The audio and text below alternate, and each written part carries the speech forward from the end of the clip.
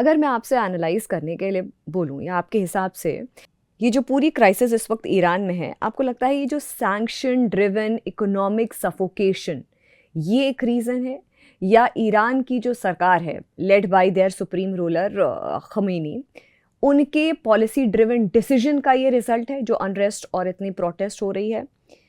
और आपको लगता है इस वक्त जो सिचुएशन हो गई है इरिवर्सिबल है ईरान के लिए फिलहाल? जी, ग्रेट क्वेश्चन। बहुत सारे अलग अलग पहलू है इसमें, बहुत सारे अलग अलग फैक्टर्स है। पहली बात है कि ईरान की, जैसे आपने कहा, इकोनॉमी बहुत ही हैवीली सैंक्शनड इकोनॉमी है और ये बहुत साल से चल रहा है। ये सैंक्शंस किसने दिए डाले हैं? हमने डाले? हमने नहीं डाले। अफ्रीकन नेशंस ने डाले? नहीं डाले। ये सारे के सारे सैंक्शंस यूएस ने डाले, अमेरिका ने डाले। और जब यूएस किसी नेशन को सैंक्शन करता है तो उनके साथ जो भी यूरोपियन राष्ट्र उनके ऊपर डिपेंडेंट है, उनके जो एलाइज या वसाल से, वो सब भी उन सैंक्शंस में पार्टिसिपेट करते हैं। और फिर यूएस दूसरे राष्ट्रों को भी फोर्स करता है इन नेशंस इन सैंक्शंस में पार्टिसिपेट करने को। फॉर एग्जांपल, हम ईरान से बहुत सारा तेल खरीदते थे, अब हम नहीं खरीदते। हमें यूएस ने आर्म ट्विस्ट कर दिया, क्योंकि हम we can not be on the bad side of the US, तो इसलिए हमने भी ये सब बंद कर दिया है। तो जब आप एक सबसे पावरफुल राष्ट्र हो विश्व के, जैसे कि यूएस, और आप एक नेशन को सैंक्शन करते हो, तो उस नेशन की इकोनॉमी बहुत बहुत बहुत बुरी परिस्थिति में जल्दी से आ जाती है। हमें कहा जाता है फॉर एग्जांपल वेनेजुएला में, कि वेनेजुएला में सोशलिज्म था और है, इसलिए उनकी इकोनॉमी इतनी खराब है और इतने पूरे बुरे लिविंग स्टैंडर्ड्स है। सच ये है कि वेनेजुएला की इकोनॉमी को पूरा नष्ट कर दिया यूएस सैंक्शंस ने। सिमिलरली आज अगर पर्शिया, ईरान में इकोनॉमी बहुत खराब परिस्थिति में है, तो इसका पूरा कारण है यूएस सैंक्शंस। तो आप लंबे दौर तक सैंक्शंस लगाइए एक देश पे, जिससे उनकी इकोनॉमी डगमगा जाए, जिससे उनके लिविंग स्टैंडर्ड्स खराब हो जाए, जैसे जिससे उनके उनके जो सिटीजन्स हैं उनको पूरे विश्व का जो एक्सेस मिलता है वो नहीं मिले, तो धीरे धीरे लोग बहुत परेशान हो जाएंगे। और फिर लोगों को समझेगा नहीं कि ये सब प्रॉब्लम्स कहाँ से आ रहे हैं, और वो किसे ब्लेम करेंगे? गवर्नमेंट को।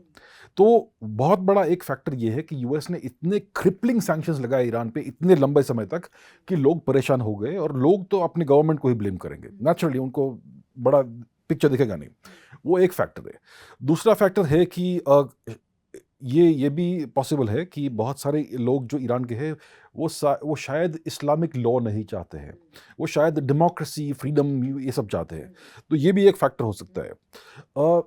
और एक फैक्टर हो सकता है प्रोपेगेंडा, कि अगर आपके पास, if you have access to social media, तो आप दुनिया भर का प्रोपेगेंडा देखते हो जो एंटी ईरान है, जो एंटी ईरानियन गवर्नमेंट है, तो उससे भी आप अफेक्ट हो सकते हो। तो अलग अलग ऐसे फैक्टर्स है। इस समय ईरान में परिस्थिति क्या है कि रिसेंटली पिछले कुछ हफ्तों से ऐसा हमने देखा सोशल मीडिया पर एक्सेट्रा, कि काफ़ी सारे प्रोटेस्ट्स हो रहे थे ईरान में। अभी लग रहा है कि प्रोटेस्ट बंद हो गए, या फिर बहुत काफ़ी कम हो गए। तो क्या ये सिचुएशन इरिवर्सिबल है etcetera? I think situation irreversible नहीं है ईरान की गवर्नमेंट के लिए। जो आसपास के देश है, for example Saudi Arabia, Qatar, Oman etcetera, ये भी नहीं चाहेंगे कि ईरान में रीजन चेंज हो, जिससे पूरा रीजन डिस्टेबलाइज हो जाए। ईरान एक बहुत ही महत्वपूर्ण देश है इस रीजन में।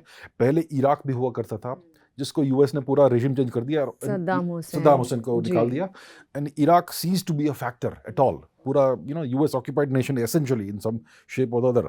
अभी ईरान में भी ऐसा हुआ तो रीजन डिस्टेबलाइज हो जाएगा और दूसरे नेशंस का रिलेवेंस चेंज हो जाएगा। सो आई डोंट थिंक, और हम जानते हैं कि यूएस ईरान में रेजिम चेंज करना चाहेगा, इजराइल भी चाहेगा ये, बट आई थिंक ईरान के साथ कुछ और राष्ट्र है जैसे कि रशिया है और चाइना है जो उनको सपोर्ट करते हैं।